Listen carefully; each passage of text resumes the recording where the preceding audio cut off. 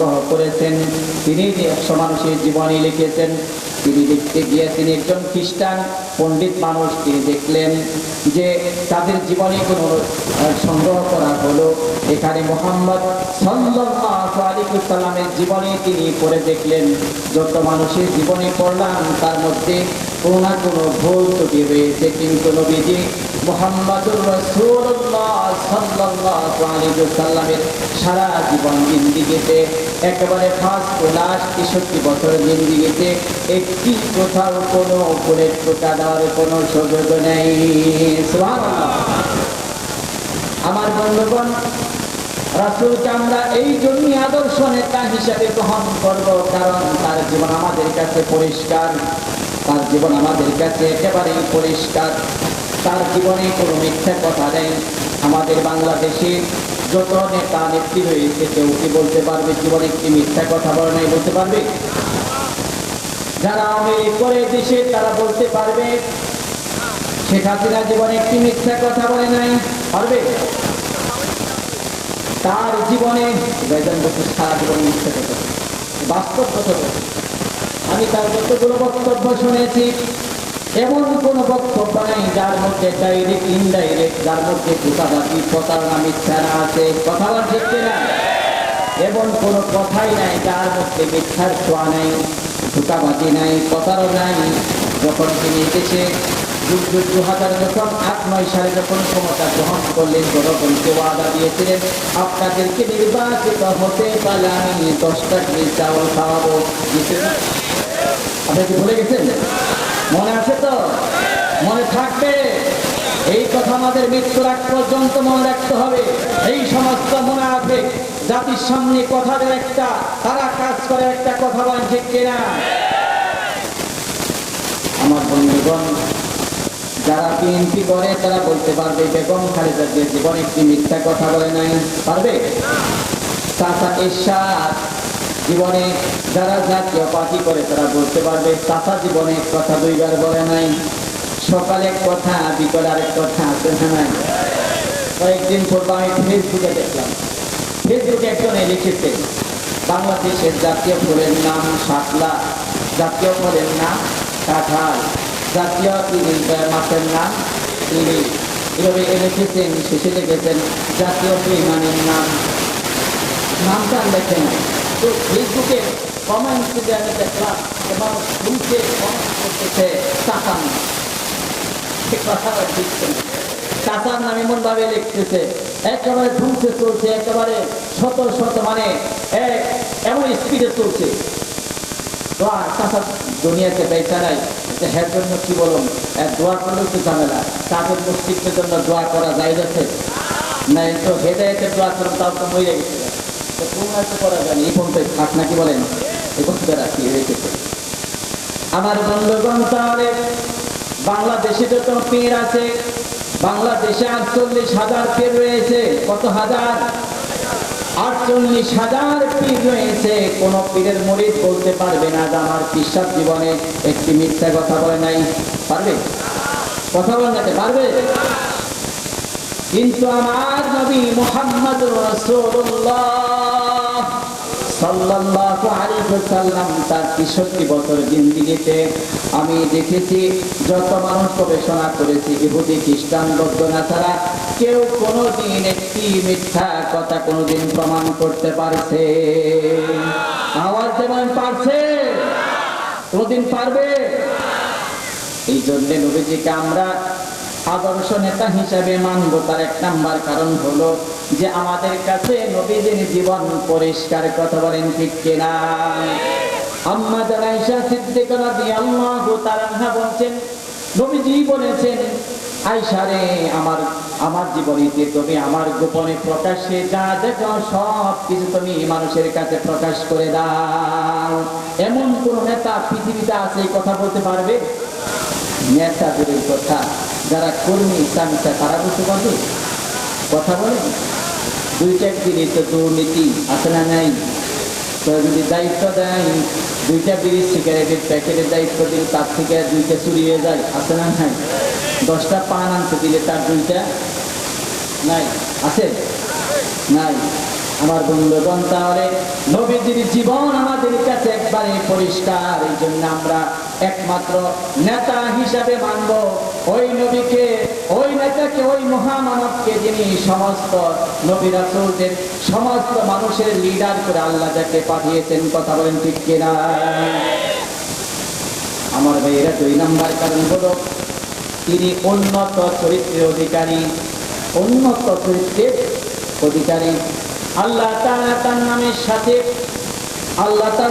সাথে 3 জন নবীর নাম লাগিয়েছেন, ডাক দিয়েছেন। ইসমাঈল আলাইহিস সালাতু ওয়াসসালামের ব্যাপারে আল্লাহ ডাক দিয়েছেন গোলামিন হালিম, আমার সহনশীল বান্দা। আবার আল্লাহ তাআলা যখন ইসহাক নবীর ব্যাপারে নামের সাথে নাম লাগিয়েছেন, ডাক দিয়েছেন, তখন বলেছেন গোলামিন আলিম, আমার জ্ঞানী বান্দা। আজ যখন আল্লাহ তাআলা আমার নবীর নাম ডাক দিয়েছেন, স্মরণ করেছেন, তখন বলেছেন ইন্নাকা লাআলা খুলুকিন আযীম। আল্লাহু আকবার। ও নবী, আপনাকে আমি মহান চরিত্রের অধিকারী বানিয়ে দিয়েছি। আমার ভাইয়েরা, তাহলে 2 নম্বর কারণ হলো নবীজিকে আমরা কেন উত্তম আদর্শ, একমাত্র আদর্শ নেতা হিসাবে গ্রহণ করব, তার কারণ হলো তিনি উন্নত চরিত্রের অধিকারী। রাসূলের মতো উন্নত চরিত্রের অধিকারী আর কেউ হতে পারে না। কথা বলেন ঠিক কিনা? আমার মেয়েরা, 3 নম্বর কারণ হলো রাসূল সাল্লাল্লাহু আলাইহি ওয়াসাল্লাম মুমিনদের জন্য অনুগ্রহ স্বরূপ। মুমিনদের জন্য অনুগ্রহ। আমার মেয়েরা, আল্লাহ তাআলা সূরা আল ইমরান 164 নম্বর আয়াতে কারিমার মধ্যে বলছেন লাকাদ মান্নাল্লাহু আলাল মুমিনিনা ইয বা'আসা ফীহিম রাসূলাম মিন আনফুসিহিম ইয়াতলু আলাইহিম আয়াতিহি ওয়া ইউযাক্কিহিম ওয়া يعلمهمul কিতাবা ওয়াল হিকমা وإن كانوا من قبل لفي ضلال مبين الله أكبر আল্লাহ তাআলা জানিয়ে দিলেন, আমি প্রত্যেক জাতির মধ্য থেকে, তাদের নিজের মধ্য থেকে একজন রাসূল প্রেরণ করি। আর তিনি এসে আয়াতে কারিমা তেলাওয়াত শুনিয়ে যান, মুমিনদেরকে পরিশুদ্ধ করেন, পবিত্র করেন, তাদেরকে সংশোধন করেন। যদি আমাদের মাঝে নবী মুহাম্মদ রাসূলুল্লাহ সাল্লাল্লাহু আলাইহি ওয়াসাল্লাম না আসতেন, আমাদেরকে সতর্ক না করতেন, তাহলে আমাদেরকে রাস্তায় পথ দেখাতো কে? কথা বলেন ঠিক কি? এটা আমাদের জন্য নিয়ামত, অনুগ্রহ। এই জন্য আমরা নবীর আদর্শ, নবীজিকে একমাত্র আদর্শ নেতা হিসাবে আমরা গ্রহণ করব। কথা বলেন ঠিক কিনা? আমার বন্ধুগণ, নবীজিকে যদি আপনি আদর্শ নেতা হিসেবে গ্রহণ করতে চান, তাহলে নবীর উপরে যে অত্যাচার চলে আসছে, জুলুম চলে আসছে, নির্যাতন চলে আসছে, আমার আপনার উপর আসতে পারে কি পারে না? কিন্তু এই অন্যায়, যে যারা অন্যায় করবে, জুলুম নির্যাতন করবে, এই ভয় আমাদেরকে কোরআন থেকে আমরা দূরে সরে যাব নাকি? যাব? ঈমান থেকে দূরে সরে যাব? কালিমা থেকে দূরে সরে যাব? না না, আমরা দূরে সরে যাব না কখনোই। যেখানে ঈমানদারদের জুলুম নির্যাতন করা হয়, যেখানে ঈমানদারদের রক্ত ঝরে, যেখানে ঈমানদারদের জীবন যায়, সেই জমিন আল্লাহ ইসলামের জন্য উর্বর করে দেয়। আল্লাহু আকবার। আমার বন্ধুগণ, আপনাদের ইতিহাস মনে আছে, বদরের যুদ্ধে 313 জন সাহাবী শহীদ হয়েছেন। এই 313 জন সাহাবী শহীদের বিনিময়ে আল্লাহ তাআলা ইসলামের আলোকে গোটা পৃথিবীর বুকে ছড়িয়ে দিয়েছে, ইসলামকে বিজয় করে দিয়েছে। বদরের যুদ্ধে ইসলামের বিজয় ছিল। ওখানে যেখানে রক্ত ঝরেছে, যারা রক্ত ঝরিয়েছে, যারা জান মারে ক্ষয়ক্ষতি হয়েছে, এর বিনিময়ে আল্লাহ তাআলা জমিনের মধ্যে ইসলামকে বিজয় করে দিয়েছেন। কথা বল ঠিক কিনা? আমার বন্ধুগণ, আপনাদেরকে আমি একটু সূরা বুরুজের পুরা তাফসীর করতে পারবো না, তবে আমি আপনাদেরকে একটু মূল মাঝখানে একটু আলোচনার মধ্যে নিয়ে যাই। আল্লাহ বলছেন কুতিলা আসহাবুল উখদুদ, অভিশপ্ত হয়েছে গর্তওয়ালারা। কারা গর্তওয়ালা? নবীজির জন্মের 70 বছর পূর্বে, কত বছর? 70 বছর পূর্বে ঈসা আলাইহিস সালাম দুনিয়া থেকে বিদায় হওয়ার পরে এই মাঝখানে মধ্যবর্তী সময়ে ইউসুফ জোনাস নাজরানের বাদশা ছিলেন। ওখানে বাদশা ক্ষমতা ধরে রাখার জন্য চেষ্টা করলেন। তিনি এমনভাবে জাদুবিদ্যা করে, নানানভাবে কলা কৌশল করে তার ক্ষমতা হাতের মধ্যে রাখতে চেষ্টা করলেন। এক পর্যায়ে তিনি যখন বৃদ্ধ হয়ে গেলেন, বৃদ্ধ হয়ে যাওয়ার পরে তিনি চিন্তা করলেন, আমি তো বৃদ্ধ হয়ে গেছি, যদি মারা যায় মৃত্যুর ভয় সকলের মাঝে আছে না নাই? কথা আছে না নাই? ইউসুফ জোনাস বাদশা চিন্তা করলো, আমি তো মৃত্যুবরণ করবো। যদি আমি মৃত্যুবরণ করে, আমি যে খুন করেছি, মানুষ হত্যা করেছি, জুলুম নির্যাতন করেছি, এটার বিচার যদি করে জনগণ, তাহলে আমার 14 গোষ্ঠী তো কোলাইতে পারবে না। কথা ঠিক কিনা? যারা বিগত 16 বছরে জুলুম নির্যাতন করে অত্যাচার করেছে, হত্যাকাণ্ড ঘটিয়েছে, তাদের বিচার যদি করা হয় এদেশে, তাদের 14 গোষ্ঠী টিকতে পারবে? কথা বলেন, পারবে? বা সেই ইউসুফ জোনাসকে আমি তো টিকতে পারবো না, তাহলে আমার বংশধর সব শেষ হয়ে যাবে। কি করা যায়? এই ক্ষমতা কিভাবে ধরে রাখা যায়, টিকিয়ে রাখা যায়? এই জন্য একজন জাদুকর তাকে বললো যে আপনি কি পারবেন ক্ষমতা ধরে রাখার জন্য, টিকিয়ে রাখার জন্য, এই প্রসেস করে দেওয়ার জন্য? বললো হ্যাঁ পারবো। ওই কিভাবে? আপনি আমাকে একজন যুবক দেন, মেধাবী, তিনি খুব মেধা শক্তিদার, ভালো এমন একজন যুবক আমাকে দেন। ইউসুফ জোনাস সারা নাজরান ঘুরে ঘুরে তন্ন তন্ন করে খুঁজে একজন যুবক বের করা হলো, খুব মেধাবী। তাকে কোটি কোটি টাকা দিয়ে জাদুকরের কাছে জাদুবিদ্যা শেখানো হলো। বলছে আপনি কিভাবে করবেন? বলছে যে আমি এমন জাদুবিদ্যা শিখাইবো, ভয়ে ভয়ে মারামারি, স্বামী স্ত্রীর ঝগড়া, আলেম আলেমে হিংসা হিংসি, ধীরে ধীরে গুতাগুতি, আছে না নাই? কথা বলা আছে না না? আমি এমন ভাবে সাজিয়ে দিব, তারা মারামারি, কাটাকাটি, গুতাগুতি, হিংসা হিংসি করবে। আর মাঝখান থেকে তোমার পরে তোমার ছেলে, তার ছেলে, তার ছেলে, বংশধর যুগের পর যুগ রাষ্ট্র পরিচালনা করবে। ওদিকে কেউ তাকানোর সুযোগ পাবে না। এমন একটা প্রসেস আমি করে দেব। ঠিক আছে। বাদশা ইউসুফ জোনাস কোটি কোটি টাকা দিয়ে আব্দুল্লাহ বিন তামির, তাফসীরে কিতাবের মধ্যে তার নাম আসছে আব্দুল্লাহ বিন তামিরকে পাঠানো হলো। তাকে জাদুবিদ্যা শিখায়। তিনি যাতায়াত করে রাস্তার মধ্যে পাশে দেখে একজন বুজুর্গ বান্দা কি যেন বলে, মাঝে মাঝে লোকজন তার কাছে যায়, সেও তো সুন্দর কথা বলে, মাঝে মাঝে তিনিও শুনতে থাকে। একদিন দেখে তিনি কালিমা দাওয়াত দেয়। আব্দুল্লাহ বিন তামির বলতেছে, আল্লাহর বান্দা বুজুর্গ, তুমি এখানে কি করো? বলে আমি আল্লাহর কালিমার দাওয়াত দেই। কিসের দাওয়াত? কথা বলে না কেন? কিসের দাওয়াত? কালিমার দাওয়াত দেই।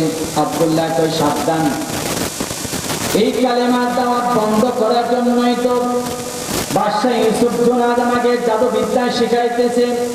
কোটি কোটি টাকা ব্যয় করে সাবধান হয়ে যাও, নয়তো তোমাকে শেষ করে দিব।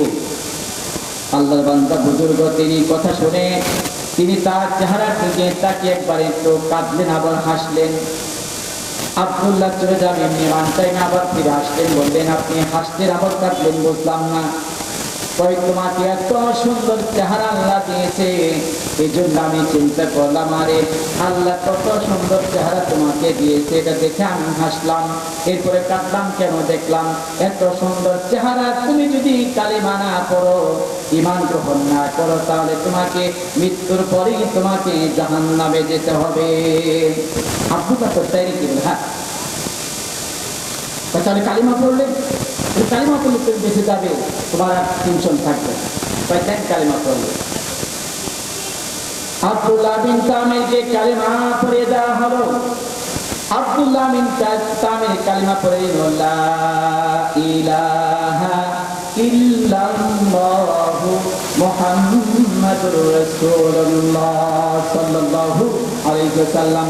কালিমা পড়ে নিল, গ্রহণ করবে। এরপরে আব্দুল্লাহ বিন তামির ওখান থেকে চলে আসতে চাই। আল্লাহ বান্দা বুজুর্গ বলতেছেন, আব্দুল্লাহ তুমি কোথায় যাবে? কয় কালিমা পড়েছে এবার চলে যাই। কয় না, কালিমা তো শেষ হয় নাই, কার অর্ধেকটা কি জাতা দিন, জাতা জাতা বুঝুন তো। কয় জাতা দিয়ে কি হবে? কত টাকা দিলাম জীবনে, কিছু হয় না। আল্লাহর বান্দা বুজুর্গ আব্দুল্লাহ বিন তামিরকে জড়িয়ে ধরে বুকের সাথে ধরে বলতেছে, আল্লাহ তাআলা যেই বাদশাহ ইউসুফকে নামাজ কালিমা বন্ধ করতে চাই, জাদুবিদ্যা শিখিয়ে এই যুবকটাকে, আমি যুবককে কালিমা পড়িয়ে দিয়েছি, তুমি কবুল করে নাও। এই যুবকের মাধ্যমে সারা নাসাম দেশে কালিমার আওয়াজ জানি বুলন্দ করতে পারি। সুবহানাল্লাহ। আব্দুল্লাহ কালিমা পড়ে বলে, আমার তখন অনেক ভালো লাগে, আমি এখান থেকে যাব না। আল্লাহর বান্দা বুজুর্গ বলতেছে, না, তোমাকে এখানে তো রাখার জন্য কালিমা পড়াই নাই, তোমার মাধ্যমে সারা নাসাম দেশে আমি কালিমার আওয়াজ আমি প্রচার করতে চাই, তুমি এখান থেকে চলে যাও, কালিমার আওয়াজ দাও। এবার আব্দুল্লাহ বিন তামির ওখান থেকে চলে আসলো। দুইটি বর্ণনা পাওয়া যায়। যখন প্রতিমধ্যে চলে আসলেন, দেখলেন দুই পাশে লোকজন তো ভিড় করে জমে আছে, শত শত লোকজন ভিড় করে আছে। কি হয়েছে? এক বনায় পাওয়া যায়, কি রাস্তার মধ্যে একটি বাঘ ছিল, একটি বনায় পাওয়া যায় একটি সাপ ছিল। ভয়ে যদি জনগণ পার হতে পারছে না, এমনি মান টাইমে আব্দুল্লাহ বিন তামির এসে বলছে, এখানে কি হয়েছে বলে, এই দুষ্টর সাপ, এই বাঘের কারণে আমরা পার হতে পারছি না। আব্দুল্লাহ বিন তামির এসে বলছে, থাম, আমি কেবলমাত্র কালিমা পড়ে আমি ইসলামী আন্দোলনের কর্মী হয়ে আসছি, আমি দেখতে চাই।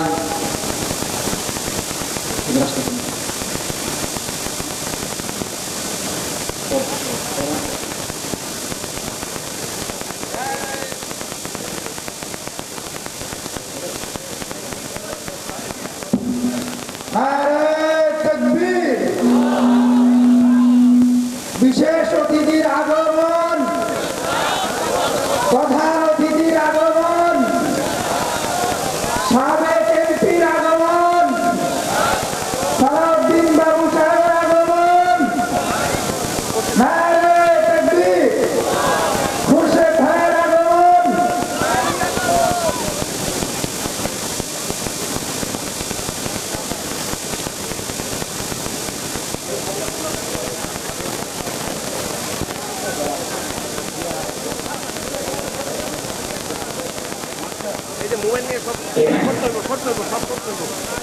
আলহামদুলিল্লাহ, আমাদের প্রধান অতিথি চলে আসছে, আমরা আল্লাহ শুকরিয়া আদায় করি। ভাইজানকে আল্লাহ তাআলা হায়াতে তাইয়্যিবা সেহতে পেলে দান করুন, সকলে করি আমিন।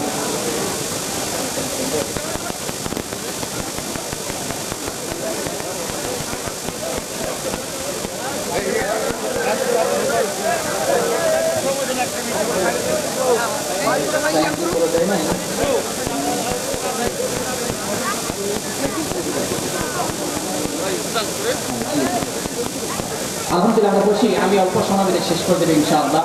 তো আমাদের প্রধান মেহমান চলে আসছে, এরপরে প্রধান আকর্ষণ, প্রধান আলোচক আল্লামা তারিক মুরাদ সাহেব চলে আসবে। আমি বলতেছিলাম, মনে আছে আপনাদের? আছে, মনে আছে? এবার যুবক আব্দুল্লাহ রাস্তার মধ্যে দেখতে পেলেন বাঘ শুয়ে আছে। বাঘের ভয়ে লোকজন চলাচল করতে পারে না, ওপার ওপার যেতে পারে না। আব্দুল্লাহ কয়েকবার আমি পরীক্ষা করবো, এই কালেমা পাওয়ার আমি কেবলমাত্র ইসলামী আন্দোলনের কর্মী হয়ে আসলাম, কালিমা পড়ে আসলাম, কালিমার পাওয়ার আছে না নাই? ভাই, কালিমার পাওয়ার আছে না নাই? আমার বন্ধুগণ, আব্দুল্লাহ বিন তামির তিনি শাসা করে বাঘের কাছে চলে গেলেন। যে কাছে দিয়ে বাঘের কানের মধ্যে খাদ দিয়ে ধরেছে, আর খাদ দিয়ে বাঘের কালের মধ্যে এমন করে চর মেরেছে। চর মেরে বলতেছে, বাঘকে বলতেছে, বাঘ তোর যেখানে থাকার জায়গা নয়।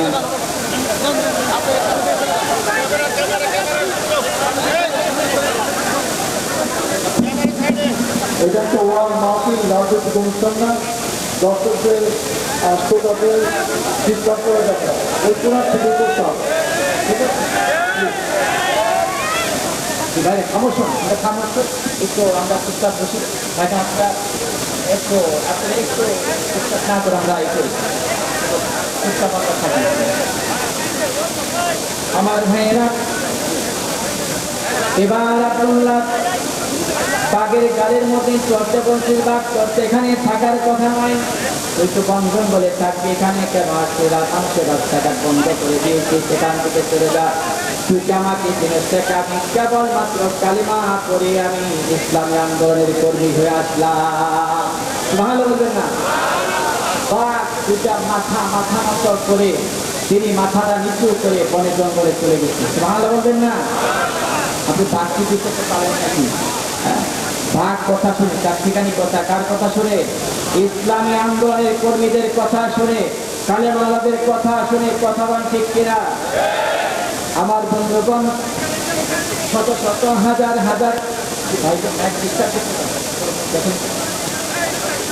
শত শত হাজার হাজার মানুষ দেখতে পাচ্ছে। এবার লোকজন বলে সেটা আল্লাহওয়ালা মানুষ তার দুনিয়াতে নেই, এর কাছে আব্দুল্লাহর কাছে যায়, আমার এই সমস্যা, পানি ফু দেয় ভালো হয়ে যায়। যার অঙ্গ চোখ নেই তার হাতে চোখ গলিয়ে, হাত চোখের মধ্যে হাত গলিয়ে দেয়, চোখ ভালো হয়ে যায়, পুষ্ট রূপ ভালো হয়ে যায়। আব্দুল্লাহ দেখলো যেভাবে তো মানুষ যদি ভালো হয়ে যায়, আমি কালিমা দাওয়াত দিব কার কাছে? আব্দুল্লাহ এবার একটি তিনি কৌশল করলেন। আব্দুল্লাহ এবার আমি কালিমা না পড়িয়ে কাউকে আমি পানি পড়া দিব না। সুবহানাল্লাহ। এবার যে আসে বলে আগে কালিমা গ্রহণ করো, কালিমা গ্রহণ করে তোমাকে আমি পানি পড়া দিব না, তোমাকে পানি পড়া দিব না, রোগ ভালো হবে না। কারণ রোগ ভালো করার মালিক আমি নয়, রোগ ভালো করেন কে? আল্লাহ রোগ ভালো করেন। আমার বন্ধুগণ, এই কথা মন্ত্রী পরিষদে পৌঁছে গেল। বাদশাহ ইউসুফ আমাদের একজন মন্ত্রী ছিল, তার প্রতি চোখ অন্ধ ছিল, কিন্তু ভালো ছিল, মেধা ছিল, এই জন্য তাকে মন্ত্রিত্ব দিয়েছে। মন্ত্রী যখন জানতে পারলো যে একজন যুবক আছে, সে হাত ঘুরিয়ে দিয়ে চোখ ভালো হয়ে যায়। মন্ত্রী এবার হাতে তোহবার টাকা পয়সা নিয়ে আব্দুল্লাহর কাছে চলে আসলো। বলছে, যুবক রে, বাবা রে, আমার দুইটা চোখ নাই, আমি দুনিয়ার কোনো আলো বাতাস দেখতে পাই না, আমাকে দুইটা চোখ ভালো করে দাও। আব্দুল্লাহ বলছে, মন্ত্রী, আমি তো চোখ ভালো করতে পারি না, চোখ ভালো করেন আল্লাহ। চোখ ভালো করেন কে? আল্লাহ। মন্ত্রী কয়, আব্দুল্লাহ, যুবক, আবার আল্লাহকে আমাদের খোদাকে ইউসুফ জনাওয়াজ। আব্দুল্লাহ কার? ইউসুফ জনাওয়াজ খোদা মানে? সে যদি খোদাই হয় তাহলে তার চেহারা তো পৃথিবী ঠিক করতে পারে না। তার দেশে রাজত্ব ক্ষমতা ধরে রাখার জন্য আমাকে কোটি কোটি টাকা দিয়ে জাদুবিদ্যা শেখাইলো কেন? সে যে খোদা, সে ক্ষমতা টিকে রাখতে পারে না। কথা বলেন ঠিক কিনা? আমার বন্ধুগণ, আব্দুল্লাহ বলতেছে, মন্ত্রী, যদি আপনি চোখ পেতে চান তাহলে আপনাকে আল্লাহর প্রতি কালিমা গ্রহণ করতে হবে। মন্ত্রী এবার দেখাই দেয়, সর্বনাশ, কালিমা করি তাহলে তো জীবনও যাবে, জান যাবে, সব যাবে। চিন্তা করে তো চোখ তো দরকার, কি করব? এবার মন্ত্রী মনে মনে একটা প্ল্যান ধরে যায়, কালিমা করি, চোখ ভালো হলে এরপর কালিমা ছেড়ে দিই। প্রথম এরকম মানুষ আছে না নাই? এবার মন্ত্রী করে, আব্দুল্লাহ দাও, পড়িয়ে দাও কালিমা। আব্দুল্লাহ কালিমা পড়িয়ে দিল, তার চোখ ভালো হয়ে গেল। এবার মন্ত্রী কয়, তাহলে আব্দুল্লাহ যে হাতিয়ে তোহবা নিয়ে আসছে, তুমি রেখে দাও, আমি চলে যাই। আব্দুল্লাহ কেমন, আপনি কই যাবেন? কই কেন? চোখ ভালো হয়েছে, আমি চলে যাই, তোমার হাতিয়ে টাকা পয়সা রেখে দাও। কয় না, কালিমা তো এখনো শেষ হয় নাই, অর্ধেক হয়েছে কেবল, তার বাকিটা যাত্রা দেবো, যাত্রা। কথা ঠিক কেনা, যাত্রা দিবে। আব্দুল্লাহ বিন তামির এবার যুবক মন্ত্রীকে এভাবে বুকের সাথে জড়িয়ে ধরেছে, জড়িয়ে ডাকতে আল্লাহ। মন্ত্রী একটা বাদ পার আমি জানি, এরপরও কালিমা পড়িয়েছি, কালিমা পড়েছে, তার চোখ দুইটা ভালো করে দিয়েছে তুমি রব্বুল আলামিন। আমি চাই এই নাজরান দেশের বাদশা কালিমা বন্ধ করতে চাই।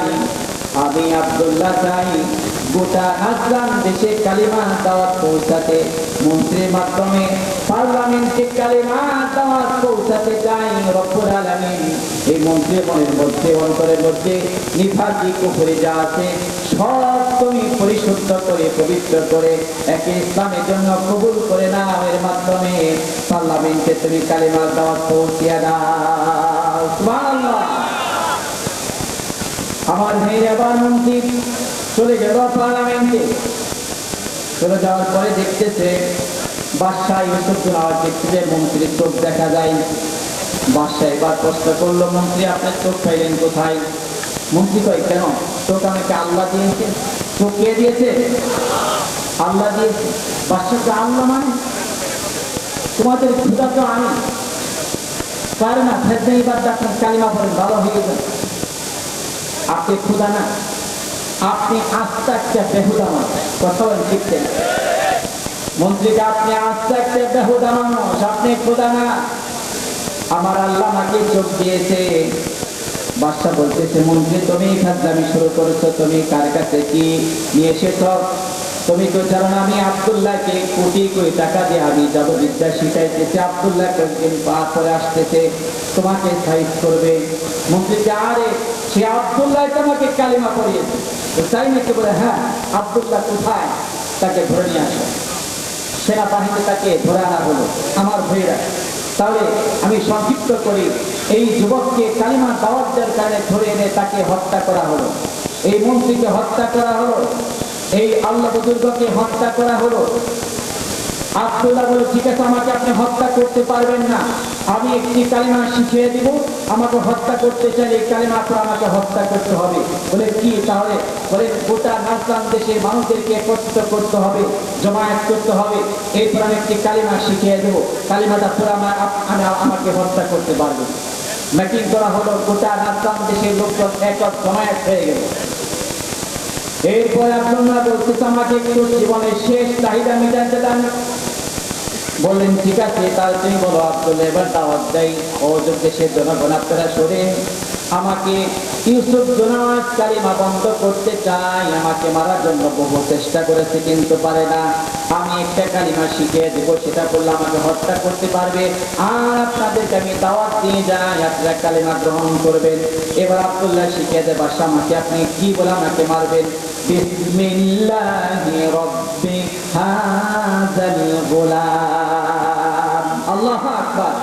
এটা করে আপনি আমাকে তীর মারেন, ফাঁসি দেন, হত্যা করেন, যা করেন পারবেন। এবার যখন এই বাক্য পড়ে কালিমা পড়ে আব্দুল্লাহকে হত্যা করা হলো, নাজরান দেশের কোটি কোটি মানুষ দেখতে কি দেখে নাই? কথা বলেন, দেখতে কি দেখেন?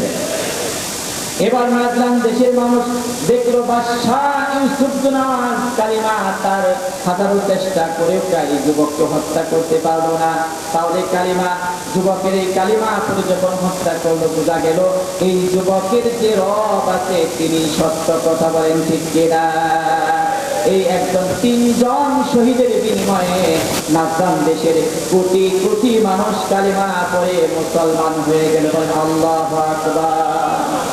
আমার ভাইরা, আমার বন্ধুগণ, তাহলে যেখানে ঈমানদারদের রক্ত ঝরবে সেখানে আল্লাহর দ্বীন প্রতিষ্ঠিত হবে, সেখানে ইসলাম প্রতিষ্ঠিত হবে।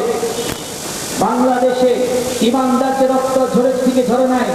প্রাণ চলেছে কি চলে নাই? এদেশের ঈমানদার রক্ত দিয়েছে, জীবন দিয়েছে। ওদা তঙ্গ বাংলাদেশে একদিন আগে হোক পরে হোক ইসলাম প্রতিষ্ঠিত হবে। এই দেশে কালিমার পতাকা পথ পথ করে উড়বে ইনশাআল্লাহ।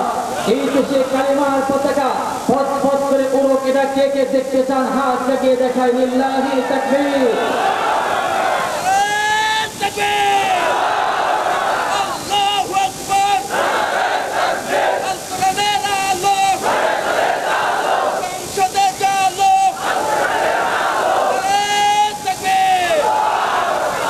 আমার বন্ধুগণ, প্রধান আকর্ষণ তিনি চলে আসবেন। আমি আর আলোচনার সামনে বাড়াবো না, অনেক লম্বা আলোচনা। আমি আপনাদের জন্য দোয়া করছি, আমার জন্য দোয়া করবেন। আমি সকলের সুস্বাস্থ্য কামনা করে প্রধান অতিথি তিনি এসে পড়েছেন, মেহমান, তারা দেশে কি কথা বলবেন। আমি সকলের কল্যাণ কামনা করে আমার জন্য দোয়া আছে, সেখানে আমি শেষ করছি। ও আখিরি দাওয়ানা আলহামদুলিল্লাহি রাব্বিল আলামিন। আসসালামু আলাইকুম ওয়া রাহমাতুল্লাহ।